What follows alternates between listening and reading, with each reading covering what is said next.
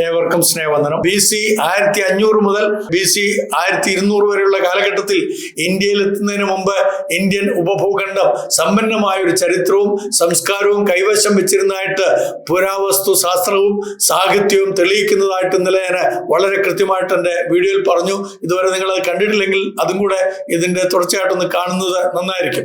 പ്രത്യേകിച്ച് സിന്ധു നദീതട സംസ്കാരം, Indus valley civilization, Harappan civilization എന്നൊക്കെ നമ്മൾ ഇന്നലെ കേൾക്കുകയുണ്ടായി. മൗലിക ഗോത്രവർഗ സമൂഹങ്ങൾ, ദ്രാവിഡ സംസ്കാരത്തിന്റെ അടയാളങ്ങൾ എന്നിവ ആര്യന്മാരുടെ വരവിന് മുമ്പുള്ള ഇന്ത്യയെ അടയാളപ്പെടുത്തുന്നു. ചരിത്രകാരിയായിരിക്കുന്ന റോമില ദാപ്പർ പറയുന്നത് ആര്യന്മാരുടെ കുടിയേറ്റം ഒരു ശൂന്യഭൂമിയിലേക്കായിരുന്നില്ല, പിന്നെയോ നൂറ്റാണ്ടുകളായി നഗരവൽക്കരണവും സമ്പന്നമായ കാർഷിക ഉൽപാദന വികസനവും നിലനിർത്തിപ്പോന്ന വൈവിധ്യമാർന്ന സമൂഹങ്ങൾ നിലനിന്നിരുന്ന ഒരു പ്രദേശത്തേക്കാണ് അവർ എത്തപ്പെട്ടത്. Aryan migration did not encounter an empty land but arrived in a region that had over centuries sustained urbanization, advanced agricultural production and diverse societies. അവ ക്രിസ്തുവിന് മുമ്പ് BC 2500 മുതൽ 1900 വരെയുള്ള കാലഘട്ടത്തിൽ ഏറ്റവും ഉയർന്ന നിലയിലെത്തിയ ഹാരപ്പ, മോഹൻജാദാരോ സംസ്കാരം ലോകത്തിലെ ആദ്യ നഗര സംസ്കാരങ്ങളിൽ ഒന്നായിരുന്നു എന്നുള്ളത് ഇന്നലത്തെ നമ്മുടെ വീഡിയോയിൽ കാണുകയുണ്ടായി. നഗര നിർമ്മിതി, ഗ്രിഡ് പാറ്റേണിൽ പണിത വീതികൾ, ഇഷ്ടിക കൊണ്ടുള്ള വീടുകൾ, പൊതുകുളങ്ങൾ, ഗ്രേറ്റ് ബാത്ത് കിണറുകൾ, വ്യാപാരം, മെസൊപ്പൊത്തോമിയ, പേർഷ്യ ഉൾപ്പെടെയുള്ള പ്രദേശങ്ങളുമായിട്ടുള്ള വ്യാപാര ബന്ധം, മുദ്രകൾ അഥവാ ശീലുകൾ, ഭാരതുല്യങ്ങൾ അഥവാ നമുക്ക് അളവുകോലുകളും ഒക്കെ അവർക്കുണ്ടായിരുന്നു. അതോടൊപ്പം തന്നെ ജീവനോപാധിയായിട്ടുള്ള കാർഷികം, ഗോതമ്പ്, പശുപാലനം, കരകൗശലം, മണിപ്പാത്രം, ലോഹങ്ങൾ, ആഭരണം, അതേപോലെ മാതൃദേവാരാധനയൊക്കെ ഇവിടെ വളരെ കൃത്യമായി നടക്കുന്ന ഒരു സമൂഹത്തിലേക്കാണ് അവരെത്തിയത്. ഈ ആര്യന്മാർ വന്നിട്ട് അതിനെല്ലാം ഉന്മൂലനം ചെയ്യുവാൻ ശ്രമിച്ചത്, എന്നിട്ട് അവരുടെ ആധിപത്യം ഇവിടെ സ്ഥാപിച്ചത് എന്നുള്ളത് മറന്നു പോരുത്. ഇത്രമാത്രം സമ്പന്നമായിരുന്ന ഒരു സംസ്കാരം ഇവിടെ ഉണ്ടായിരുന്നു എങ്കിലും ചരിത്രകാരനായിരിക്കുന്ന ജോൺ മാർഷൽ തൻ്റെ മോഹൻജാദാരോ ആൻഡ് ഇൻഡസ് സിവിലൈസേഷൻ എന്ന് പറയുന്ന പുസ്തകത്തിൽ 1931 പറയുന്നത് ഇങ്ങനെയാണ്: the Indus valley civilisation was urban, prosperous and highly organised with features unparalleled in contemporary cultures. അദ്ദേഹം പറയുന്നത് സിന്ധു നദീതട സംസ്കാരം നഗരവൽകൃതവും സമൃദ്ധവുമായ അതിവിശദമായി ക്രമീകരിക്കപ്പെട്ടതുമായിരുന്നതോടൊപ്പം അതിന്റെ പ്രത്യേകതകൾ അതേ കാലഘട്ടത്തിലെ മറ്റ് സംസ്കാരങ്ങളിൽ അപൂർവമായിരുന്നു, അത്യപൂർവമായിരുന്നു. അങ്ങനെയുള്ള ഒരു സംസ്കാരത്തിലാണ് ആര്യന്മാര് കയറി വരികയും ഇവിടെ ഡിസ്ട്രക്ഷൻസ് ഒക്കെ നടത്തുകയും ചെയ്തിരിക്കുന്നത്. അതേപോലെ തന്നെ ചരിത്രകാരനായിരിക്കുന്ന പാണ്ഡു രംഗനായിക് PN റാവോ അദ്ദേഹം അഭിപ്രായപ്പെടുന്നത് the pre-Aryan populations of India were not primitive but had their own advanced traditions in agriculture, social systems and local self-rule. അഥവാ ആര്യന്മാരുടെ വരവിന് മുമ്പുള്ള ഭാരതത്തിലെ ജനവിഭാഗങ്ങൾ പ്രാചീനരായിരുന്നില്ല.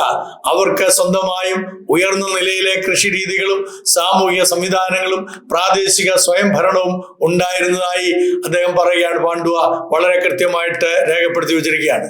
DD കോശാംബി വളരെ കൃത്യമായിട്ട് തന്റെ an introduction to the study of Indian history 1956 പ്രസിദ്ധീകരിച്ച പുസ്തകത്തിൽ പറയുന്നത് pre Aryan India was a land of diverse economies from pastoral agrarian to urban, already showing signs of social stratification. അദ്ദേഹം പറയുന്നത് ആര്യന്മാരുടെ വരവിന് മുമ്പത്തെ ഇന്ത്യ വ്യത്യസ്തമായ സമ്പദ് വ്യവസ്ഥകളുടെ നാട് ആയിരുന്നു. ഇടയ ജീവിതം മുതൽ കൃഷി അധിഷ്ഠാനപ്പെട്ടതായിട്ടുള്ള നഗരവൽക്കരണവുമായ രീതികളിലേക്ക് വ്യാപിച്ചു നിന്ന സാമൂഹ്യ ഉന്നതികളുടെ ലക്ഷണങ്ങൾ ഇതിനകം പ്രകടമായിരുന്ന ഒരു ദേശമായിരുന്നു ഇന്ത്യ എന്നുള്ളതാണ്. ഇത്ര മനോഹരമായിട്ടുള്ള ഒരു രാജ്യത്തേക്കാണ് ആര്യന്മാര് അവരുടേതായിട്ടുള്ള കുടിയേറ്റത്തോടുകൂടെ ഒരുപാട് ന്യൂനതകളുമായിട്ട് നമ്മളെ ആക്കി തീർക്കുന്നത്. ചരിത്രപരവും സാംസ്കാരികപരവുമായിട്ട് ചില കാര്യങ്ങൾ ഇതിനോട് ബന്ധപ്പെട്ട് നമുക്ക് ചിന്തിക്കാം. ആര്യന്മാരുടെ കുടിയേറ്റം അല്ലെങ്കിൽ ആര്യന്മാരുടെ മൈഗ്രേഷനിൽ ഇന്ത്യൻ ചരിത്രത്തിലെ ഏറ്റവും കൂടുതൽ ചർച്ച ചെയ്യപ്പെട്ട വിഷയങ്ങളിൽ ഒന്നാണ് ക്രിസ്തുവിന് മുമ്പ് 1500 മുതൽ 1200 വരെയുള്ള കാലഘട്ടത്തിൽ നടന്നുവെന്ന് കരുതപ്പെടുന്ന ഈ കുടിയേറ്റം. ഇന്ത്യൻ ഉപഭൂഖണ്ഡത്തിന്റെ സാമൂഹിക സാംസ്കാരിക മതപരമായ വളർച്ചയിൽ നിർണായക സ്വാധീനം ചെലുത്തി. ആര്യൻ എന്ന വാക്ക് സംസ്കൃതത്തിലെ ആര്യ എന്നതിൽ നിന്നാണ് വന്നിരിക്കുന്നത്.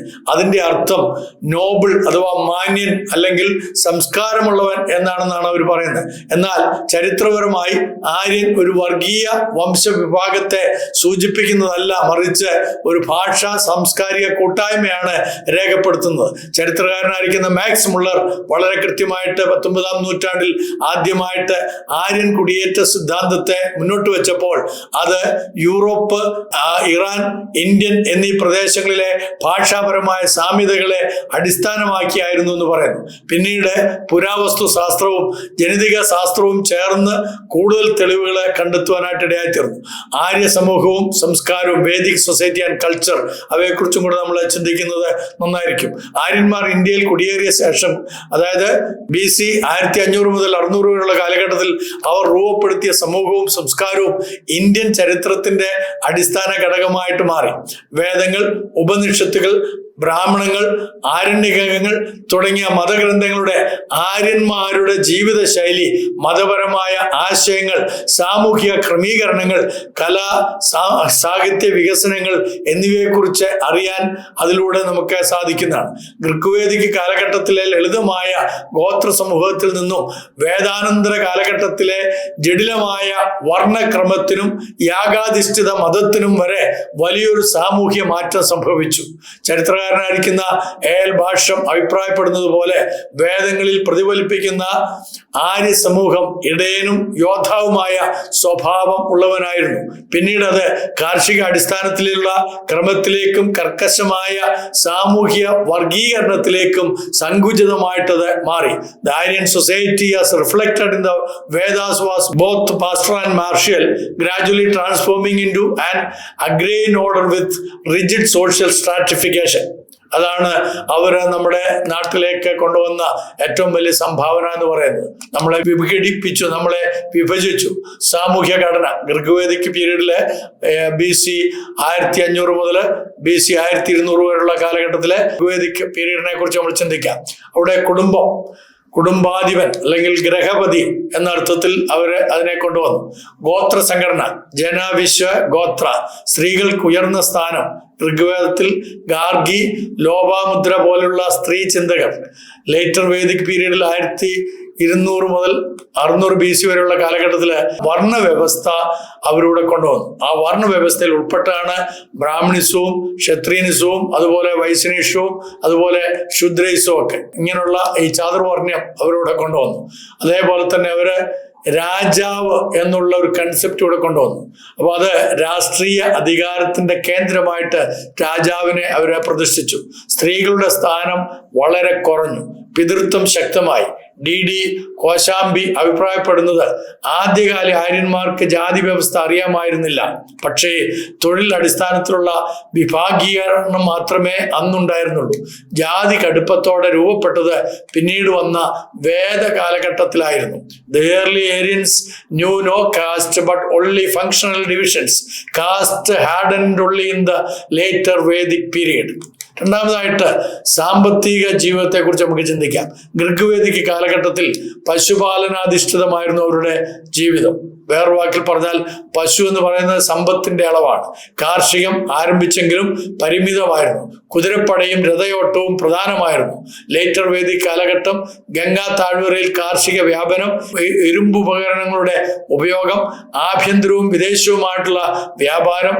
ചരിത്രകാരിയായിരിക്കുന്ന റോമില ദാപ്പർ അഭിപ്രായപ്പെടുന്നത് പിന്നീടുള്ള വേദകാലഘട്ടം അർദ്ധചരിവാസ പശു യാനാധിഷ്ഠിത സമ്പദ് വ്യവസ്ഥയിൽ നിന്ന് സ്ഥിരതാമസ കർഷക സമ്പദ് വ്യവസ്ഥയിലേക്കുള്ള മാറ്റത്തിന്റെ അടയാളമായി എന്നാണ്.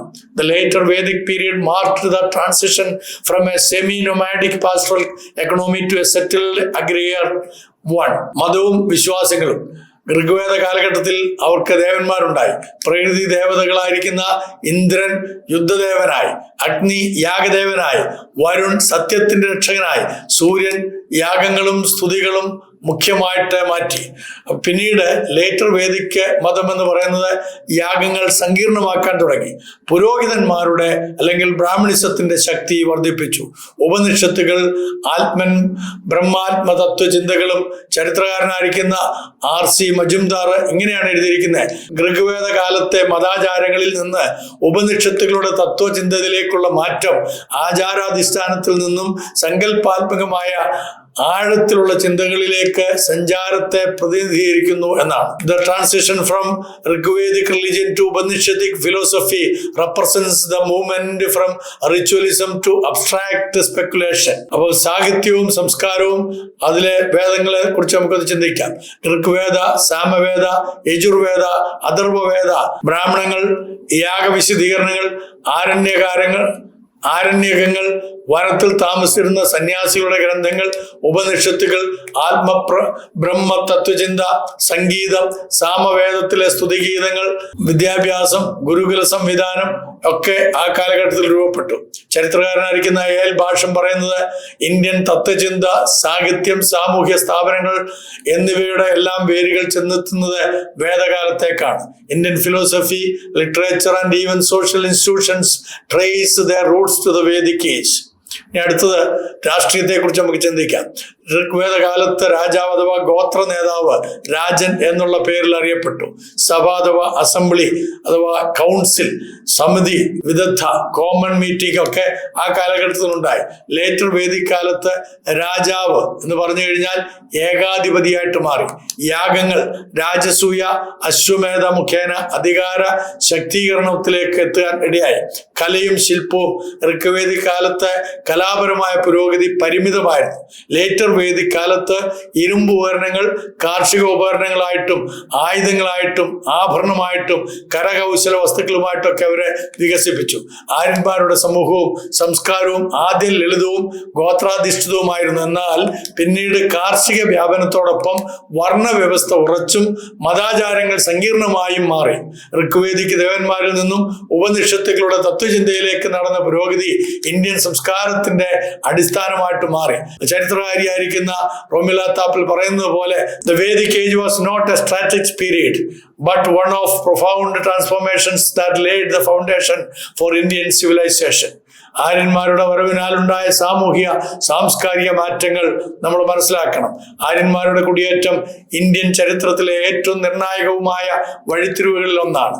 ഋഗ്വേദിക് കാലഘട്ടത്തിൽ അവർ ഇന്ത്യയിൽ പ്രവേശിച്ചപ്പോൾ നാട്ടുകാരുമായുള്ള സമ്പർക്കം, സംഘർഷം, സാംസ്കാരിക ഇടപെടൽ എന്നിവയുടെ ഫലമായി സമൂഹത്തിൽ വലിയ മാറ്റങ്ങൾ നടന്നു. സിന്ധു നദീതട സംസ്കാരത്തിന്റെ നഗരാധിഷ്ഠിതമായ ഘടനയും ദ്രാവിഡ ഗോത്ര സമൂഹങ്ങളുടെ ആചാരങ്ങളും ആര്യന്മാർ കൊണ്ടുവന്ന പുതു രീതികളുമായിട്ട് കൂട്ടിക്കലർത്തി. ഈ പ്രക്രിയയിൽ ഇന്ത്യൻ സംസ്കാരത്തിന്റെ ഭാവി രൂപം കൊണ്ടു.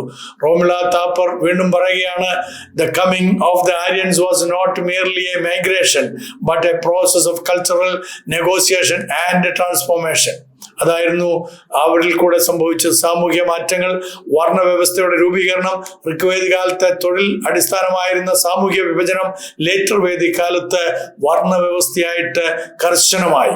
ബ്രാഹ്മണന്മാർ പുരോഹിതന്മാരായി, ആത്മീയ അധികാരസ്ഥരായി, ക്ഷത്രിയർ യോദ്ധാക്കളായി, രാഷ്ട്രീയാധികാരം അവരുടെ മേലായി, വൈശ്യർ കർഷകരും വ്യാപാരികളുമായിട്ട് മാറി. സാമ്പത്തിക ജീവിതം ശൂദ്രർ, നാട്ടുകാരായിട്ടുള്ള ആളുകളെ അവർ കീഴടക്കിയിട്ട് അവരെ കൊണ്ട് സേവനം ചെയ്യിച്ചു. അതുകൊണ്ടാണ് A.L. ഭാഷം പറയുന്നത് the caste system crystallized in the later Vedic period as a means of establishing Aryan dominions over the indigenous people. നമ്മുടെ മീതെ അവരെ അടിസ്ഥാനപരമായിട്ട് ദാസ്യത്വം കൽപ്പിച്ചാക്കി. അങ്ങനെ നമ്മളെ അന്നും ഇന്നും അവരെ ദാസരെ പോലെ കാണുന്നു. അതുകൊണ്ടാണ് നമ്മുടെ ഒരു കേന്ദ്ര സഹമന്ത്രി അറിയാതെങ്കിലും പറയുന്നത് നിങ്ങൾ പ്രജകളാണ്, ഞാൻ യജമാനാണ്, ഞാൻ രാജാവാണ് എന്ന് അദ്ദേഹത്തിന്റെ ഉച്ചാരണങ്ങളിലൂടെ നമുക്ക് മനസ്സിലാക്കാൻ കഴിയുന്നത്. അപ്പൊ ഇങ്ങനെയുള്ള ഈ അവസ്ഥയ്ക്ക് ഒരു മാറ്റം വരുത്തണമെങ്കിൽ ആര്യന്മാരുടെ തനതായ സംസ്കാരം അവരേറ്റെടുത്തുകൊള്ളട്ടെ. പക്ഷേ അത് നമ്മുടെ മേൽ ഇമ്പോസ് ചെയ്യാനായിട്ട്, നമ്മുടെ മേൽ അടിച്ചേൽപ്പിക്കാനായിട്ട് വരണ്ട എന്ന് ഉച്ചസ്ഥരം പറയാൻ നമുക്ക് ഓരോരുത്തർക്കും ഉൾക്കരുത്ത് എപ്പോൾ പ്രാപിക്കാൻ കഴിയുമോ അപ്പോഴാണ് ഇന്ത്യയുടെ തനതായ സംസ്കാരത്തിലേക്ക് നമുക്ക് ഉയർന്നു വരുവാൻ സാധിക്കുന്നത്. അതിനെല്ലാവർക്കും ഇടയാകട്ടെ എന്ന പ്രാർത്ഥനയോടെ നിങ്ങളുടെ സ്വന്തം തേക്കടലച്ചൻ.